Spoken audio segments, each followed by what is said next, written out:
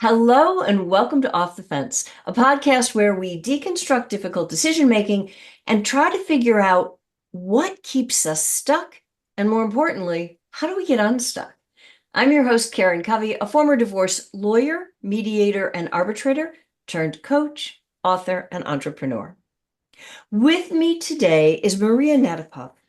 And Maria knows from experience that step parenting isn't something you pick up from scrolling the internet or crowdsourcing your friends.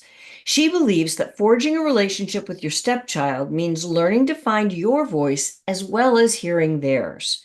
As the daughter of divorced immigrant parents and a step parent herself, Maria understands blended families' communication and connection challenges and the vital importance of healing pain and preventing further harm by establishing innovative parenting support systems.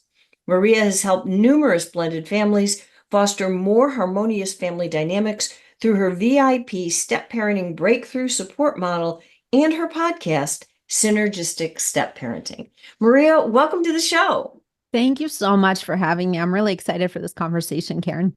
I am too, especially as a step parent myself. I understand the challenges to it, but I'm curious. Lots of people are step parents, but they don't become step parent coaches, right? So, what in your background, or story prompted you to get into the work that you do now? Start wherever you want to start.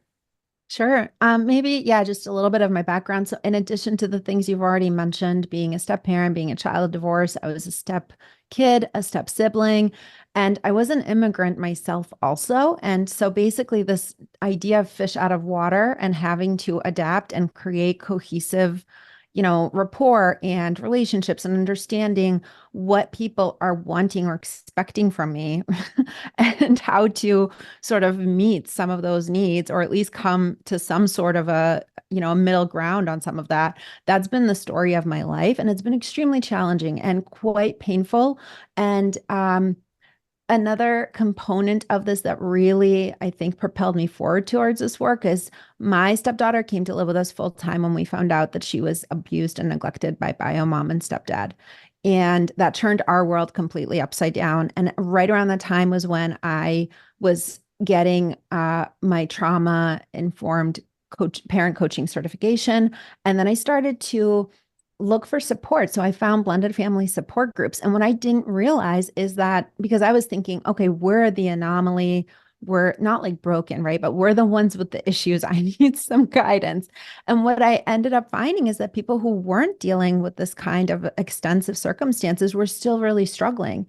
And I think I maybe realized at that point that perhaps I have some skills I've acquired throughout my life that I had been taken for granted that I thought people could really benefit from. Because for me, I didn't realize the significant impact of trauma or really what trauma was until much later in life. And it was a lot to undo all of that. So my hope is to help families mitigate some of that. Yeah, I want to make sure that particularly in blended family dynamics where all of those tensions are even more complicated, right? I think we all know from personal experience, uh, holidays can be challenging, family gatherings can be challenging. It's kind of par for the course in families because the love is so fierce, and therefore sometimes the conflicts are so fierce as well, unfortunately. However, I find in blended families all of that is elevated even more because I think part of it is people feel that they don't have control, they don't have the say. And that is one piece of it. And that is really, really difficult to let go of and learn how to flow with.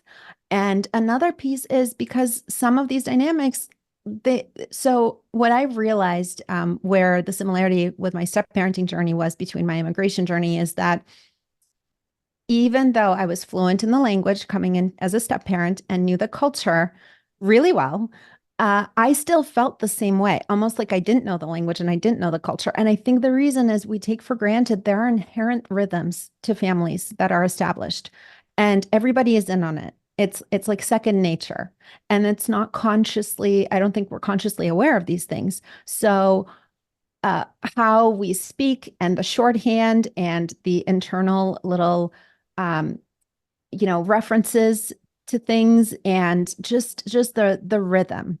Like, for example, oh, this is how we have breakfast in the morning. We don't do it this way, right? Like whatever that is. There's a particular flow to the day and to life. And there's a shorthand, I think, with reading what each other needs and how each other functions. And everybody is on board with it except for the people coming in. So whether it's the step parent or if they also have kids that they're bringing with them, those folks are out of the loop.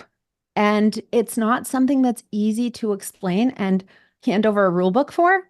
That's what I call it. Like we need to get to know each other's rule book. It's Mhm. because we're not realizing, right? Like how we function and what we need until somebody points it out or until maybe we're confronted with a situation where suddenly it feels like somebody really doesn't understand us. And so I think those kinds of things add to the conflict and the tensions naturally. So until that gets at least ironed out to the degree where we have a better sense of how that flows and how to work with it, I think that is where there's additional conflict and additional challenges. So these, the rhythms that you're talking about, are those challenging even in situations where there's simply a step parent coming in, or is this something that you see that shows up more when it's blending families? In other words, there's one parent and children on one side, one parent and children on the other, and you're trying to blend those two families together. I think it's in both situations. I mean, in my experience, even I was the only step parent, I didn't have children I was bringing in. It was still very prevalent. And I had to figure out how to adjust it. It's also, I think, really isolating. And I think part of that is that the step parent has their own expectations or hopes they're bringing in, and then so is the divorced parent. And moreover, let's face it, again, being a divorcee myself from my previous marriage and being a child of divorce, everyone is healing from divorce, and it's extremely painful. And that's not something to be taken lightly. It is a pretty significant life event. And kids are not able to express the depth to which they're impacted. They are not even usually able to recognize it. So naturally, it becomes really complicated for them to make sense of it, find the new normal, or even have the sense of security, like it's okay, we will get through this and I will be okay. Just having that knowledge and having that hope can be really difficult and challenging.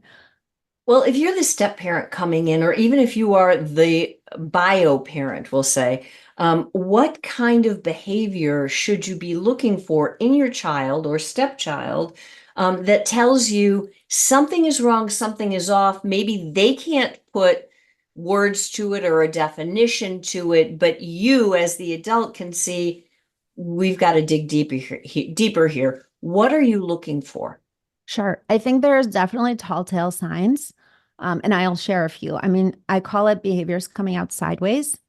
So if a child is particularly irritated, and that can look like things that I think sometimes we tend to take for granted as common behaviors, like a little bit of attitude, a little bit of a cold shoulder, a little bit of, a snub maybe, or kind of shoving, like kind of chucking their backpack, perhaps. That's just one small example, right? Things of that nature, where it's basically slightly kind of passive aggressive behavior may tell you that something is wrong. They're upset. There's something going on for them. So I think those are common telltale signs. However, I really believe it's about fostering open communication all along. So, not necessarily waiting for there to be an issue to address, but actually fostering like this is hard. There's many complex layers before it starts to build up to a point where it's too much. Let's create an environment where we're discussing these things and we're making it okay to explore and observe and process and name what's happening.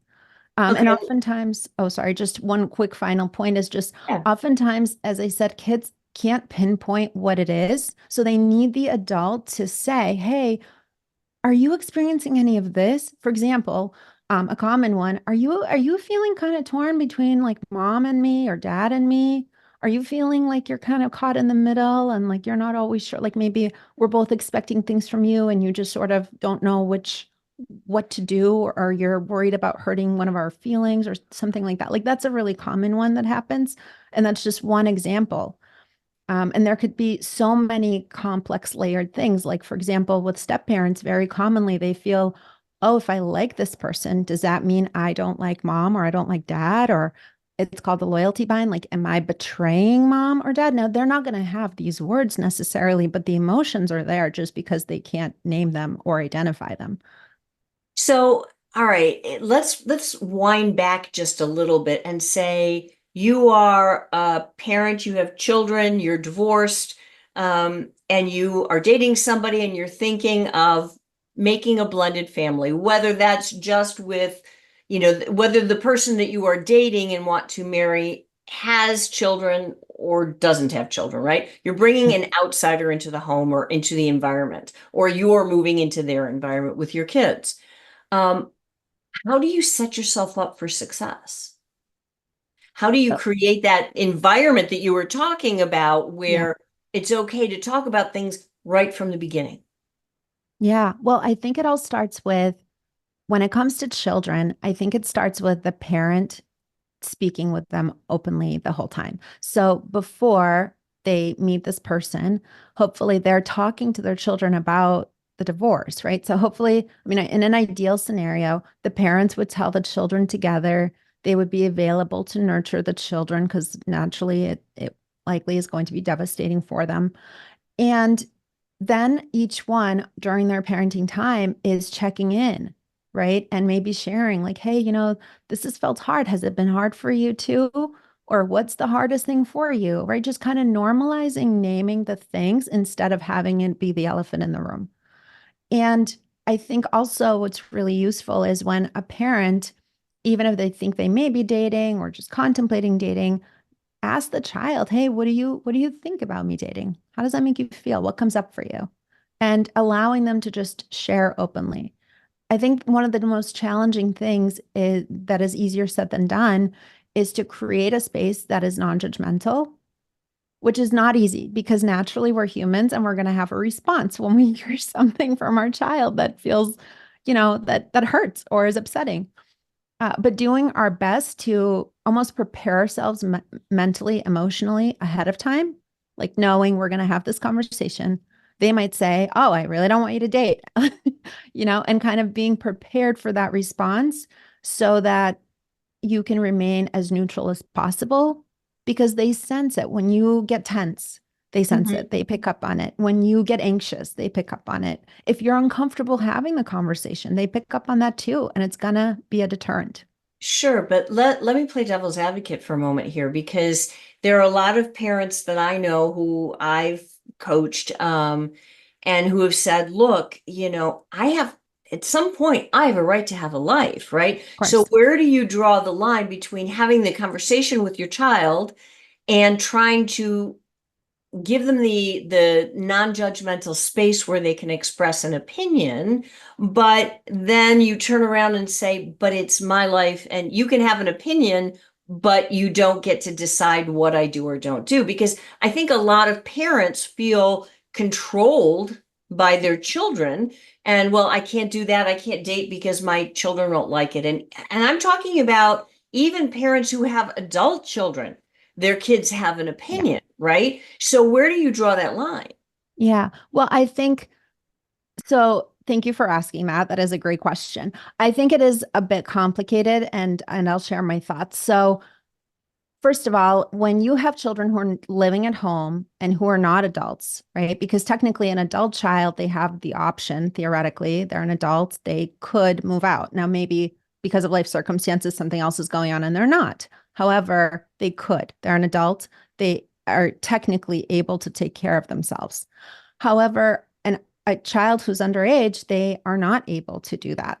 So, and they definitely didn't ask to be thrown into the situation of having their parents be divorced, and that is painful enough. I'm not saying by any means for the parents not to date. I'm just simply saying that to bring that person into the child's world before they're ready, before having the necessary conversations and helping them move forward, right? Like a lot of this has to do with acceptance and healing wounds, right? That's what we're talking about. Now, honestly, that's true as much for the parents as it is for children. And I definitely understand and empathize because I've been a divorcee, so I understand what it's like when you have not gotten your needs met. the marriage fell apart, in my case, for example, years and years way before it actually officially ended.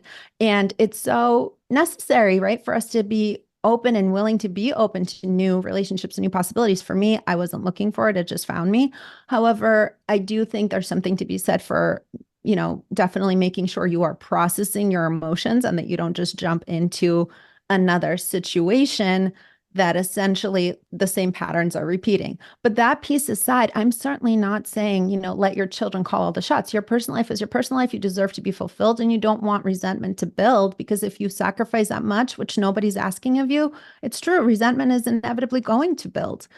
What I'm simply suggesting is, as far as how much interaction that person has with the children and how present they are, or how much their presence is maybe forced on them, that's directly what I'm speaking to. And I'm suggesting pull back on that and have the conversations with your child to ensure they're getting the support they need in order to make sense of the situation, adjust to the situation, and come to terms with the fact that your life is going to move forward in that way. There's a way that you can, right? Like, just these conversations, it's not a one and done.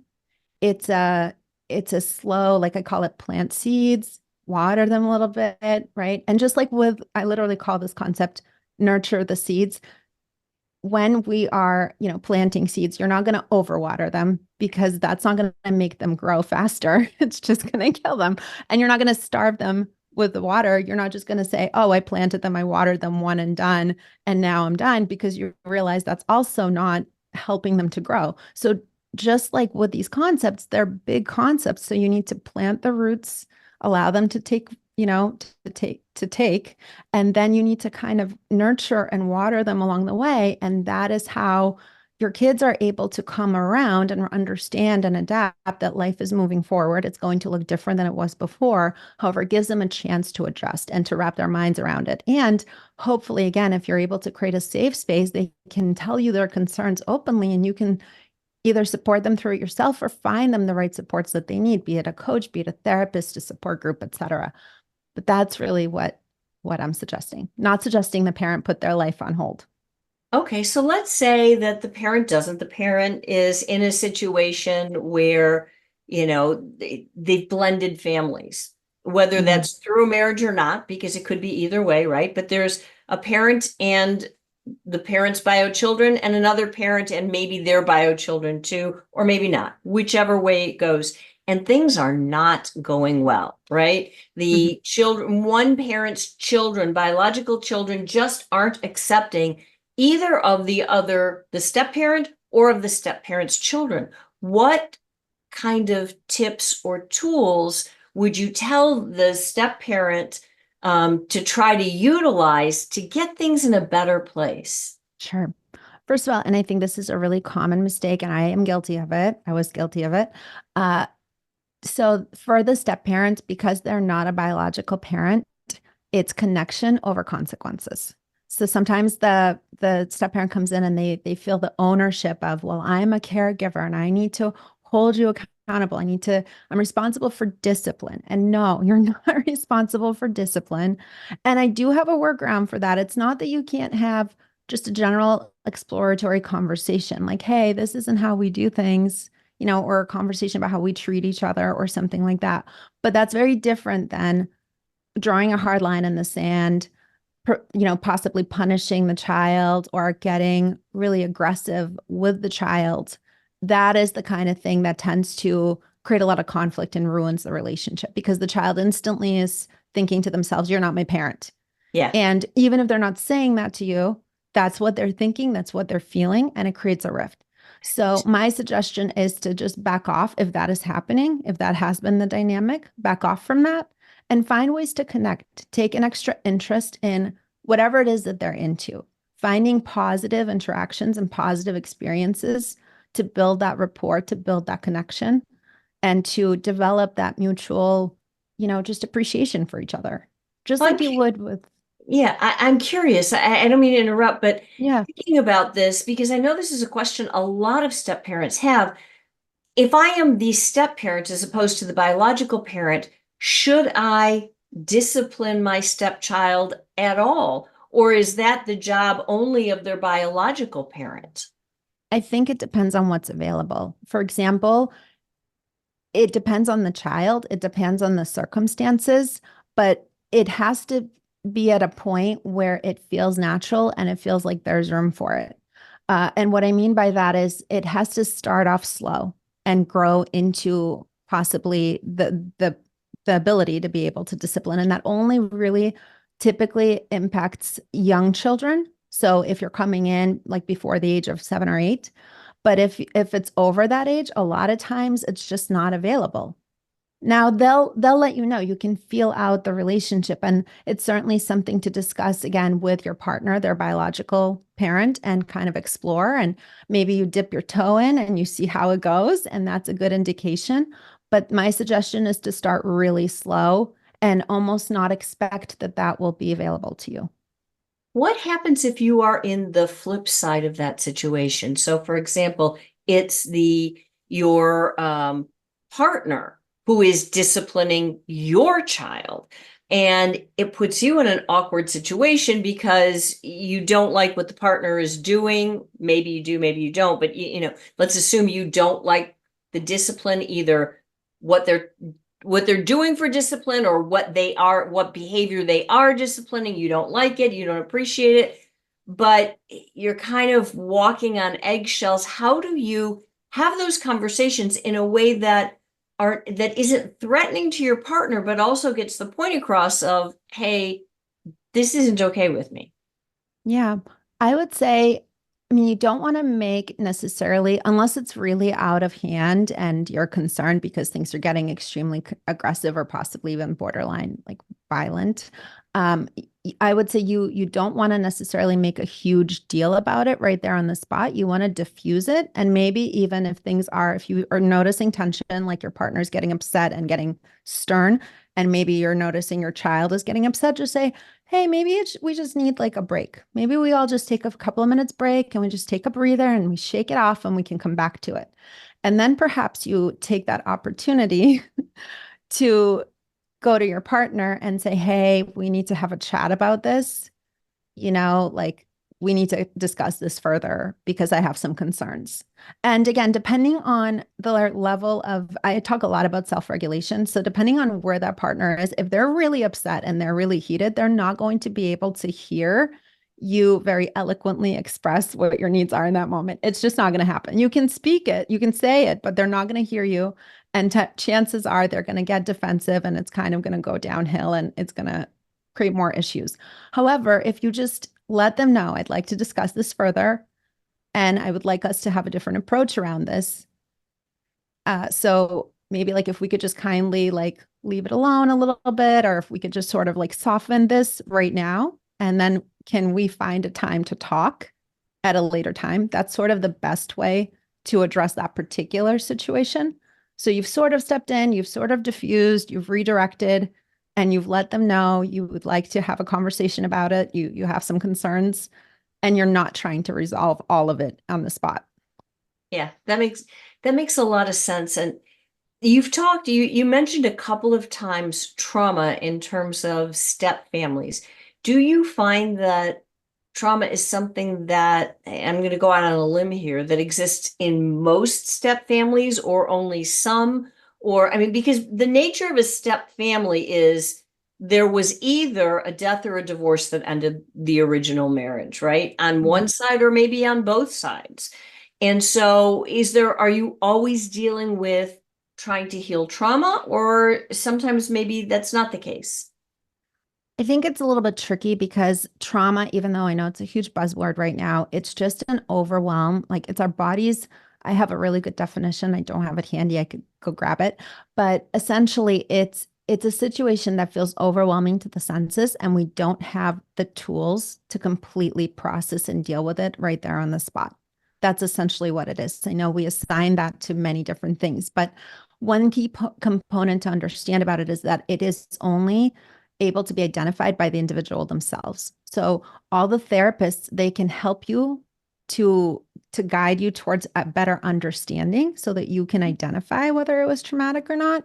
But there may be like certain tells again in behavior because some people just are not they've been through so much stuff, they're just not good at being able to identify. That's one of the things, unfortunately, that happens with severe trauma. But it all depends on the person's individual experience. And by that, I just mean that what may be traumatic to one person might not be to somebody else. It depends on their level of resiliency, how they're wired, their even down to like their central nervous system. For some, they can handle a lot more and others can't. And so that's what I mean. It's a very individualized thing.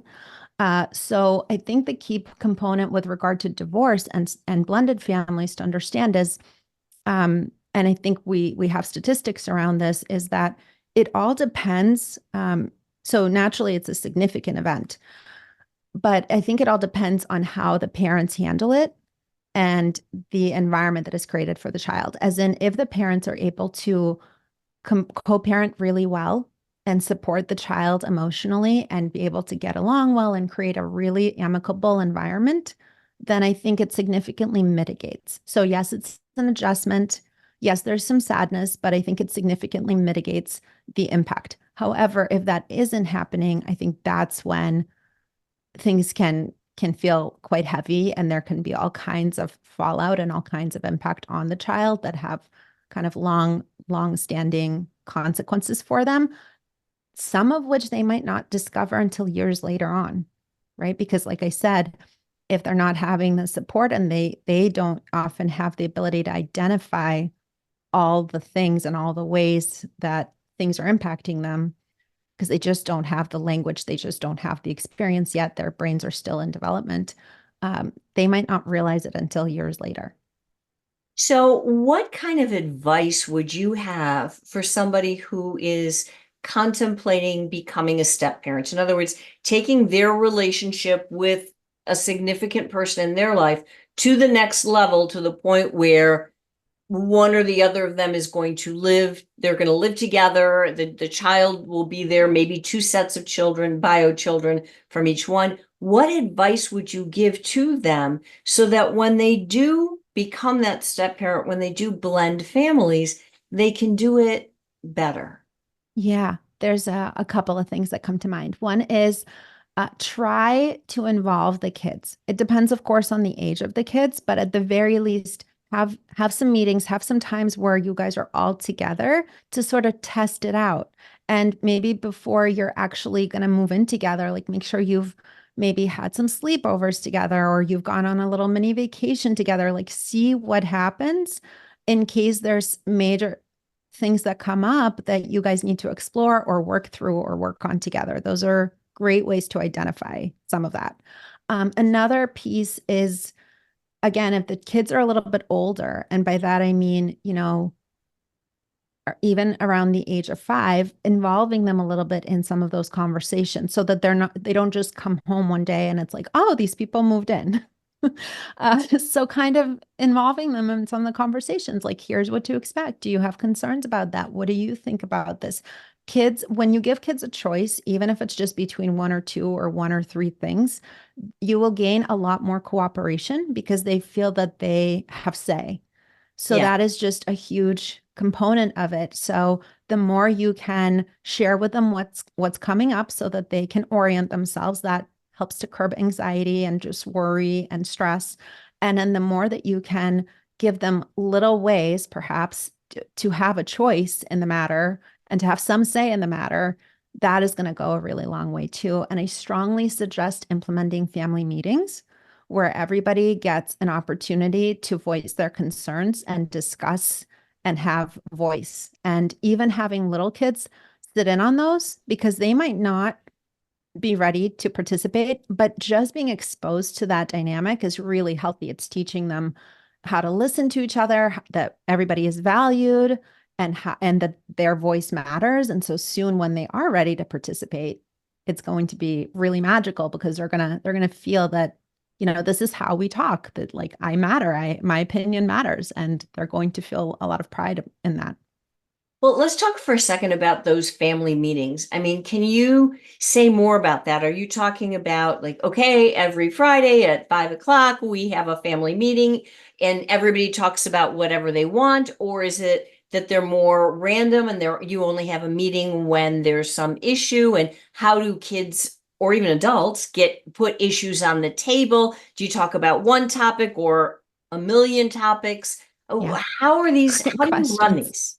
Great question. So my suggestion is to make them regular and don't just discuss the bad stuff, discuss the good stuff too. Like, hey, what are we going to do for that family fun day? Or, hey, we have this vacation coming up. What does everybody want to make sure that we incorporate in our trip? That way, they don't just have a negative connotation and there's a real cohesion and a real togetherness and that everyone is looking forward to these conversations so that there's a good mix, right? And it's also just like in life, like there's some things that are maybe not so good, and then there's a lot of other things that are really good. So I think that's in best case scenario, that's a really healthy dynamic to try to aim for if possible. But my suggestion too is keep them semi-regular because everyone's busy. And I think sometimes, especially if it can be done on a weekly basis, just because it's so easy to be like, this is what I do on a Friday at this time of day, for example, or whatever the day is that works for you. But that is just easier for us as creatures of habit and with our brains that love to go on autopilot to keep in mind and Yeah. and almost naturally intrinsically incorporate into our lives rather than trying to ad hoc plan around another thing that becomes not only stressful but also becomes an additional kind of burden for us to have to figure something out about. So I strongly suggest to try to keep it regular at a time that is convenient. And you want to kind of be fresh, right? Like you ideally you don't want to do this like after dinner on a weeknight when like you're rushing to get the kids to bed. Like you want to try to pick a time that you know things are going to be mostly relaxed and everyone is going to be alert and present for the conversation. And I suggest cap it. So maybe it's a half hour or maybe if you need an hour then you do say an hour, but and have maybe a list and choose some issues to discuss and then the time runs out and then you save it and you discuss the other things next time.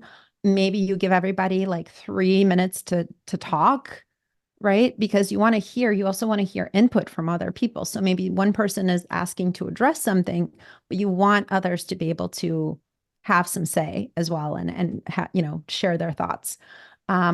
And ironically, this even goes to discipline for the kids. You will be surprised when you involve them in the conversations of, hey, what should the consequences for this be? How creative they are, how honest they are, and how much they actually will buy into whatever you agree to because again they had say they got to have say on what the consequences would be for something. Yeah, So that that makes those are my all the suggestions. sense. That makes all the sense in the world. But I don't know if families do this. I know this was always big when our kids were younger, is the idea of a family dinner. And I know that's not always possible for Mhm. every family. Our schedules are all crazy and kids are in activities and all of that. But would this be the kind of thing that you could talk about at dinners? Or is this too heavy? Like you said, it needs its own separate focus. It's a great question, and I think it depends a little bit on the family and the individuals. And I'll share a little bit. So for my family, I know when my husband and my daughter get stressed, the first thing they do is like their stomach clenches up. They need to go to the bathroom. They can't eat. So it depends on sort of the subject matter and it depends on, who you're dealing with. For me, that's not the case. I can easily eat and talk, and even if it's a very serious conversation with heavy subject matter. So I think some of that also has to be taken into account. But again, you want to try to make this as much not a burden as possible and to have it be able to easily fold into something you're already doing. So maybe, for example, if you share pickup and you're consistently like, okay, these are the days that we pick the kids up, maybe that's a good time to do the meeting, perhaps, depending on how long your ride is. However, at the same time, transitions can be difficult. Maybe that's absolutely not a good time. But maybe there's like some way that you can build in, like, we're gonna chit chat during the ride, or maybe you guys get to play or sit on your iPads or whatever during the ride, but then we go to a playground and you get to play a little bit, and then we do our family meeting, and then we go home. So maybe it's just something that can easily be folded into what you're already doing and kind of tacked onto a routine activity or a routine event that feels easy, that might even be like just a nice way to set yourselves up for success and have that check-in, right? Like it also could easily serve as a reminder, like, hey, remember, this is what we agreed to. Like, let's just kind of recap real quick. Those kinds of things as well. It just depends on what makes sense for your family and for your situation. That makes sense. Well, what if a family, a step family or a blended family is struggling? What kinds of resources are there for them? How would they find you or someone like you?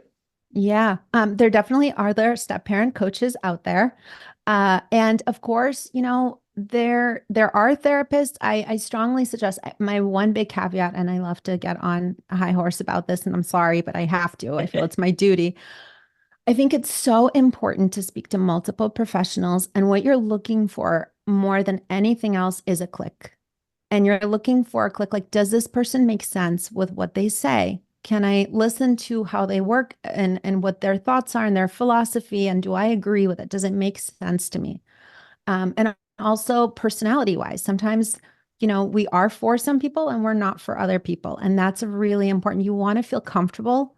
You want to feel that you can be completely honest and that it feels safe to be honest. You're not going to be judged because you're not going there to, put on a show or do a checkbox. You're there and you want to get support. And in order to get support, you have to feel completely comfortable with a person and you have to feel that there's a sense of ease naturally to your conversations with them and that you can trust them. And so, and really, I don't like that word so much, but connect, right? Like that you can connect with them.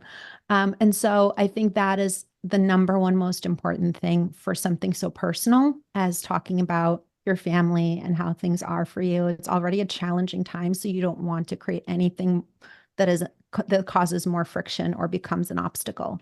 So that would be my recommendation. But yeah, I think I mean, luckily we live in an age of technology, so everything's on Google. I would say if you're looking for a therapist, definitely ask them specifically about blended family related issues. How much experience do they have? Do they have any personal experience with it? That is really key because those issues are unique in nature to just a regular family dynamic. And yeah, those are my main points.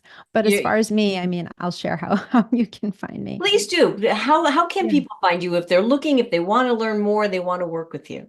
Sure. You could just Google Maria Natapov. That's Natapov. But my website is called Synergistic Step Parenting. So two P's when you spell that, .com. And then I'm also on LinkedIn, and that's at Synergistic Step Parenting. And I'm also on Facebook, and that's at Maria Natapov. That's wonderful. And I have to ask you one more question before I Of let you course. go. As a step parent coach, are you working exclusively with the parents, or do you ever work with the stepchildren too? That's a great question. So I work one-on-one.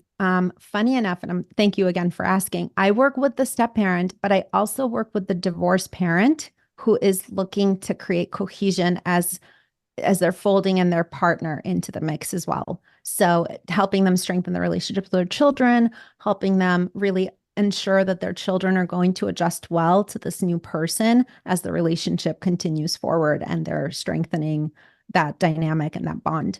And yeah, I do sometimes involve the stepchildren or the children in the sessions. It all depends on if they're old enough and if it makes sense to do so. The reason I work exclusively one-on-one most of the time is that I want to empower the person to go out and utilize what we're talking about and actually create the change that they're looking to create themselves. But if it makes sense to pull other people into our conversations, then that's definitely something we do. This is awesome. This has been such a great conversation. Maria, thank you so very much for sharing all of your pearls of wisdom. Thank you so much. And thank you for the amazing questions. I'm so happy that you asked them. Sometimes I want to speak to these things, but it doesn't occur to me and the opportunity isn't there. So thank you so much. You're welcome. It was my pleasure. And if those of you out there listening or watching enjoyed this as much as I did, please do me a favor, give the episode a thumbs up leave a comment, and most importantly, like and subscribe to the channel. It means more than you'll ever know. So thank you so much, and I look forward to hearing from you again or seeing you again next time.